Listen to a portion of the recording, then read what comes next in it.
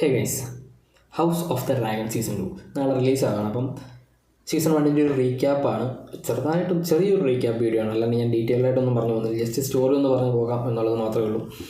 അപ്പം നമുക്കറിയാം, game of Thrones എന്ന് പറയുന്ന സീരീസിൻ്റെ സ്പിൻ ഓഫ് ആണ് ഹൗസ് ഓഫ് ദ ഡ്രാഗൺ. അപ്പം ഇതിൻ്റെ സ്റ്റോറി എന്താണ് നടക്കുന്നതെന്ന് ചോദിച്ചു കഴിഞ്ഞാൽ, ഗെയിം ഓഫ് ത്രോൺസ് എന്ന് പറയുന്ന സീരീസിൻ്റെ അല്ലെങ്കിൽ ആ ഒരു കഥയുടെ ഒരു 300 years ബാക്കാണ്. 300 വർഷങ്ങൾക്ക് മുമ്പ് നടക്കുന്ന സ്റ്റോറി. വെസ്റ്ററോസിലേക്ക് ടർഗേറിയൻസ് ചെല്ലുന്നു, വെസ്റ്ററോസ് കീഴടക്കുന്നു, 7 കിങ്ഡംസും കീഴടക്കുന്നു, കോൺകർ ചെയ്യുന്നു, ഏഗൺ ദ ഫസ്റ്റ് കിങ് ആകുന്നു. അവിടെയാണ് ടർഗേറിയൻ ഇറ സ്റ്റാർട്ട് ചെയ്യുന്നത്. ടർഗേറിയൻസ് ആണ് ദ മോസ്റ്റ് പവർഫുൾ ക്ലാൻ എന്ന് വേണമെങ്കിൽ പറയാം. കാരണം അവർക്ക് ഡ്രാഗൺസ് ഉണ്ട്. അവരെന്ന് പറഞ്ഞു കഴിഞ്ഞാൽ വേറെ ലെവലാണ്. അവരെ ഡിഫീറ്റ് ചെയ്യാനായിട്ട് പറ്റില്ല വേറൊരു ഹൗസിനും. അങ്ങനെ ഒരു 100-150 വർഷം അവർ മാറി മാറി ഭരിക്കുന്നു. അങ്ങനെയാണ് വിസേരിയസ് കിങ് ആവുന്ന സമയത്താണ് ഹൗസ് ഓഫ് ദ ഡ്രാഗൻ്റെ അല്ലെങ്കിൽ ഡാൻസ് ഓഫ് ഡ്രാഗൺ എന്ന് പറയുന്ന ഒരു സാധനം സ്റ്റാർട്ട് ചെയ്യുന്നത്. അവിടെ നിന്നാണ് ഈ പ്രശ്നങ്ങളെല്ലാം തുടങ്ങുന്നത്. വിസേരിയസിന് മക്കളല്ല ആൺമക്കളൊന്നുമില്ല അടുത്ത കിങ് ആകാനായിട്ട്. വിസേരിയസിൻ്റെ ഭാര്യ മരിച്ചു പോകുന്നു. വിസേരിയസിന് ആകെയുള്ളത് ഒരു പെൺകുട്ടിയാണ്, റനേറിയ. ഇപ്പം റനേറിയ എന്ന് പറഞ്ഞു കഴിഞ്ഞാൽ ഭയങ്കര ഭയങ്കര ഒരു വാരിയർ എന്നുള്ളത്, അല്ലെങ്കിൽ ക്യൂൻ ആവാനായിട്ട് എല്ലാ ക്വാളിറ്റിയുള്ള ഒരു പെൺകുട്ടി. അങ്ങനെ കൗൺസിലിൻ്റെതൊക്കെ പറഞ്ഞിട്ട് വിസേരിയസ് അടുത്ത ക്യൂൻ റനേറിയ എന്ന് പറഞ്ഞ് റനേറിയുടെ മനസ്സിൽ എല്ലായിടത്തും പറഞ്ഞ് കൗൺസിലൊക്കെ കൂടി എല്ലാം സെറ്റ് ചെയ്ത് വെച്ചിരിക്കുന്ന സമയത്ത് വിസേരിയസ് പുതിയ കല്യാണം കഴിക്കുന്നു ആലിസൺ ഹൈറ്റവറിനെ. ആലിസൺ ഹൈറ്റവറും റനേറിയയും ബെസ്റ്റ് ഫ്രണ്ട്സ് ആയിരുന്നു. അങ്ങനെ ആ ഒരു കല്യാണത്തിൽ ആൺമക്കളുണ്ടാകുന്നു. അവിടെയാണ് ഈ പ്രശ്നങ്ങളെല്ലാം തുടങ്ങുന്നത്.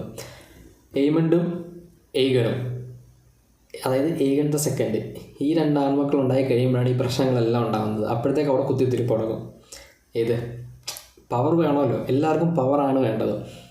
അങ്ങനെ റനേറിയയുടെ ലൈഫ് എന്ന് വെച്ചാൽ ഭയങ്കര മെസ്സ് ലൈഫായിരുന്നു. റനേറിയ അവസാനം റനേറിയയുടെ അങ്കിളായിട്ടുള്ള ഡെയ്മനെ കല്യാണം കഴിച്ച് അങ്ങനെ ഒരു സെറ്റിലപ്പ് നിൽക്കുന്ന സമയത്താണ് ഈ പ്രശ്നങ്ങളെല്ലാം തുടങ്ങുന്നത്. അപ്പം വിസേരിയസ് മരിക്കുന്ന സമയത്ത് വിസേരിയസ് പറയുന്നുണ്ട്, അതായത് ഒരു പ്രോസി ഉണ്ടല്ലോ, അതായത് ഏഗൺ വീണ്ടും ഭരിക്കും എന്നുള്ളൊരു സാധനമുണ്ട്.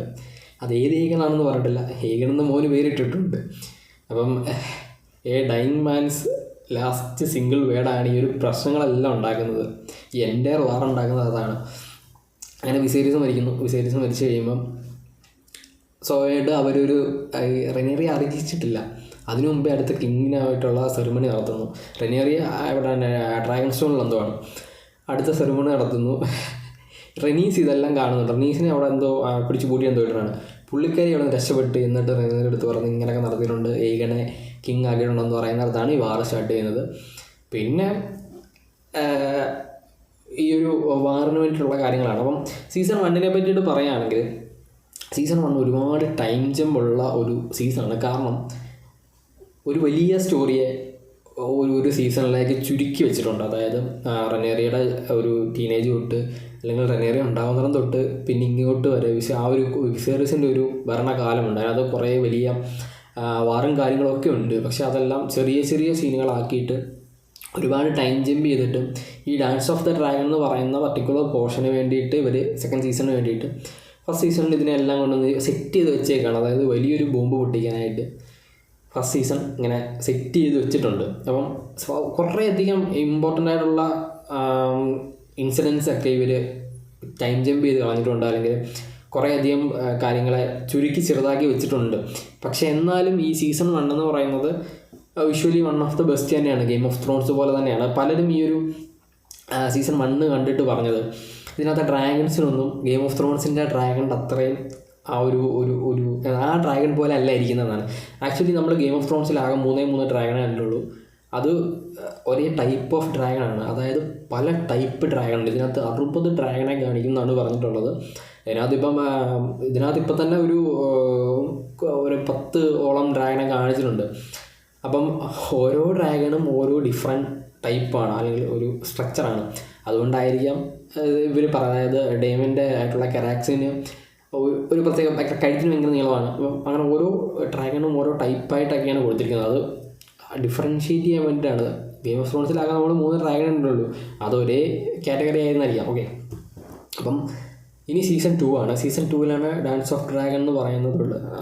ഇതിനകത്തിപ്പം ഞാൻ പറയുന്നത് എന്താണെന്ന് വെച്ച് കഴിഞ്ഞാൽ, ഓൾറെഡി ഗെയിം ഓഫ് ത്രോൺസിൻ്റെ അല്ലെങ്കിൽ ഹൗസ് ഓഫ് ദ ഡ്രാഗണിൻ്റെ സ്റ്റോറി അറിയാം എല്ലാവർക്കും. ഗെയിം ഓഫ് ത്രോൺസിനകത്ത് ജോഫ്രി ഒരു പർട്ടിക്കുലർ സീനിൽ റെനേറയ്ക്ക് എന്ത് പറ്റിയെന്ന് പറയുന്നുണ്ട്. അപ്പം അത് ആ ഒരു സ്റ്റോറിയാണ് ഇതിനകത്ത് കാണിക്കുന്നത്. അപ്പം ഇത് സ്പോയിലറെന്ന് പറയാൻ പറ്റില്ലല്ലോ. ഇപ്പം ഓൾറെഡി പറഞ്ഞിട്ടുണ്ട് റെനേറയ്ക്ക് എന്താണ് പറ്റിയത്, റെനേറയുടെ എൻഡിങ് എങ്ങനെയാണെന്നുള്ളത് പറഞ്ഞിട്ടുണ്ട്.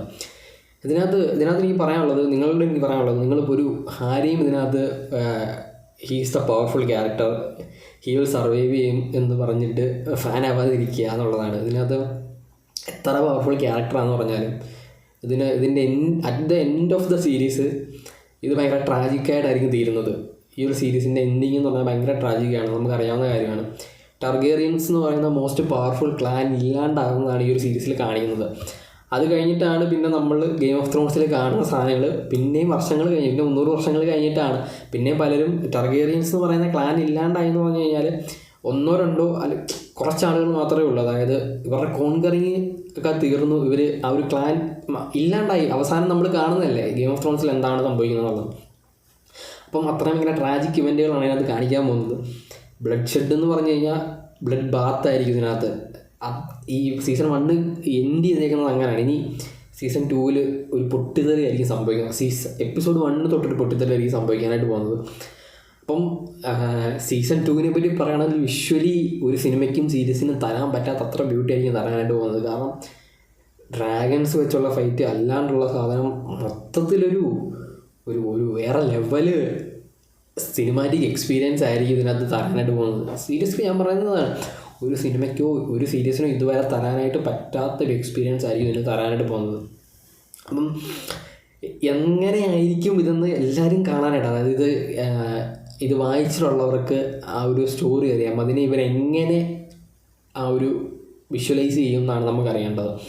കാരണം HBO-യുടെ ഇപ്പം പറയേണ്ട ആവശ്യമില്ല, ഇപ്പം ബാറ്റിൽ ഓഫ് ബാസ്റ്റേഴ്സ് എന്ന് പറയുന്ന ഒരു എപ്പിസോഡൊക്കെ ഗെയിം ഓഫ് ത്രോൺസിൽ കണ്ടിട്ടുള്ളവർക്ക് അറിയാം വിഷ്വൽ ബ്യൂട്ടി എന്താണെന്നുള്ളത്. അതിനൊക്കെ അപ്പുറം അതിൻ്റെയൊക്കെ ഒരു 100 ഇരട്ടിയുള്ള കിടന്ന ഫൈറ്റുകളും വാറുകളും ഇതിനകത്തുണ്ട്. ഒരേ ക്ലാനിലെ 2 ഫാമിലി തമ്മിലുള്ള, അതായത് ഗ്രീനും ബ്ലാക്കും എന്നുള്ള 2ആയിട്ട് തിരിയുന്നുണ്ട്. ഹൈറ്റവർ ഫാമിലി എന്ന് പറയുന്നത് ഗ്രീനും, റെനേറിയയുടെ ടർഗേറിയൻ ഫാമിലി എന്ന് പറയുന്നത് ബ്ലാക്കുമായിട്ട് തിരിയുന്നുണ്ട്. അപ്പോൾ നമ്മൾ ചൂസ് ചെയ്യേണ്ടി വരും ഇനി നമ്മൾ ഹൗസ് ഗ്രീൻ ആണോ ഹൗസ് ബ്ലാക്ക് ആണോ എന്നുള്ളത്. പക്ഷേ അറ്റ് ദ എൻഡ് ഇത് ട്രാജിക് ആണെന്ന് മനസ്സിൽ കണ്ടുകൊണ്ട് തന്നെ കാണുക എന്നുള്ളതാണ് എനിക്ക് പറയാനുള്ളത്. അപ്പം അത്രയ്ക്ക് വിഷ്വലി ബ്യൂട്ടി ആയിരിക്കും ഇത്. എന്തായാലും ഫസ്റ്റ് ഒരു എപ്പിസോഡ് അല്ലെങ്കിൽ 2 എപ്പിസോഡായിരിക്കും റിലീസ് ചെയ്യാനായിട്ട് പോകുന്നത്. പിന്നെ വീക്കിലി ആയിരിക്കും റിലീസ് ചെയ്യുന്നത്. 10 എപ്പിസോഡായിരിക്കും ഇതിനുള്ളത്. അപ്പം ഓരോ വീക്ക് ഓരോ എപ്പിസോഡ് വെച്ചിട്ട് ഇൻക്രെഡിബിൾ സാധനമായിരിക്കും. സീസൺ 2 ഓൾറെഡി സീസൺ 3 റിന്യൂ ചെയ്തിട്ടുണ്ട്. എനിക്ക് തോന്നുന്നത് ഇവർ സീസൺ 4 സീസൺ 5 നിർത്താനാണ്. സീസൺ 5 കൊണ്ട് എൻ്റെ സ്റ്റോറിയെ അവസാനിപ്പിക്കാനാണ് ഇവർ പ്ലാൻ ചെയ്യുന്നത്. സീസൺ 3 കൊണ്ട് റിന്യൂ ചെയ്തിട്ടുണ്ട്. അപ്പോൾ ഇതൊരു സംഭവമായിരിക്കും, കിട്ടില്ല സാധനമായിരിക്കും ഇത്. അപ്പം ഫാൻസ് എല്ലാം വെയിറ്റിംഗ് ആണ്. അപ്പോൾ അതാണ് house of the dragon season 1 ഒരു ചെറിയ റീക്യാപ്പ്. ഞാൻ ഡീറ്റെയിൽഡൊന്നും പറഞ്ഞിട്ടൊന്നുമില്ല. കാരണം നിങ്ങൾക്ക് എന്തെങ്കിലും ഇപ്പം ക്യാരക്ടേഴ്സിനെ പറ്റി ഡൗട്ടുണ്ട് അല്ലെങ്കിൽ ഡ്രാഗനെ പറ്റി ഡൗട്ട് ഉണ്ടോയെന്നുണ്ടെങ്കിൽ നിങ്ങൾ HBO-യുടെ ഒഫീഷ്യൽ സൈറ്റിൽ ഹൗസ് ഓഫ് ദ ഡ്രാഗൺ എന്ന് സെർച്ച് ചെയ്യുക. അപ്പോൾ HBO-യുടെ ഒഫീഷ്യൽ സൈറ്റിൽ വരും. ആ ഒരു സൈറ്റിൽ കയറി കഴിഞ്ഞാൽ നിങ്ങൾക്ക് ക്യാരക്ടർ ഇൻഡെക്സ് എടുക്കാം, അല്ലെങ്കിൽ ഡ്രാഗൺ ഇൻഡെക്സ് എടുക്കാം, മാപ്പ് എടുക്കാം. അത് ഗെയിം ഓഫ് ത്രോൺസിന് അല്ലെങ്കിൽ ഹൗസ് ഓഫ് ദ ഡ്രാഗനെ പറ്റിയിട്ടുള്ള ഫുൾ ഡീറ്റെയിൽസ് ആ ഒരു സാധനത്തിനുണ്ട്. അവിടെ പോയി നിങ്ങൾക്ക് ജസ്റ്റ് ഒന്ന് റീക്യാപ്പ് ചെയ്തിട്ട് നിങ്ങൾ ഒരു എപ്പിസോഡ് കാണാൻ പോകുകയാണെങ്കിൽ നിങ്ങൾക്ക് ആ ഒരു സ്റ്റോറി പറഞ്ഞു. ഞാനിപ്പോൾ ചെറുതായിട്ട് സ്റ്റോറി പറഞ്ഞിട്ടുണ്ട്. ഒന്ന് ജസ്റ്റ് ഇങ്ങനെ സൈഡിൽ കൂടി ഇങ്ങനെ വീശി ഇങ്ങനെ പോയിട്ടുണ്ട്. അതായത് എന്തുകൊണ്ടാണ് ഈ ഫൈറ്റ് വരുന്നത്, ഇനി ഫൈറ്റാണ് വരാൻ പോകുന്നതെന്ന് പറഞ്ഞിട്ടുണ്ട്. ഞാൻ ഡീറ്റെയിലായിട്ട് സ്റ്റോറി പറയുന്നില്ല, അതുകൊണ്ടാണ്. അപ്പം ഇത്രയും പറഞ്ഞുകൊണ്ട് ആ ഒരു റീക്യാപ്പ് വീഡിയോ ഞാൻ നിർത്തുകയാണ്. നിങ്ങൾ വെയിറ്റിംഗ് ആണെന്ന് എനിക്കറിയാം. എന്തായാലും ജസ്റ്റ് ഒരു ദിവസം കൂടെ വെയിറ്റ് ചെയ്യുക. നാളെ ഒരു സാധനം വരും, നമുക്ക് ഒരുമിച്ച് കാണാം. അപ്പം ബൈ ഗൈസ്.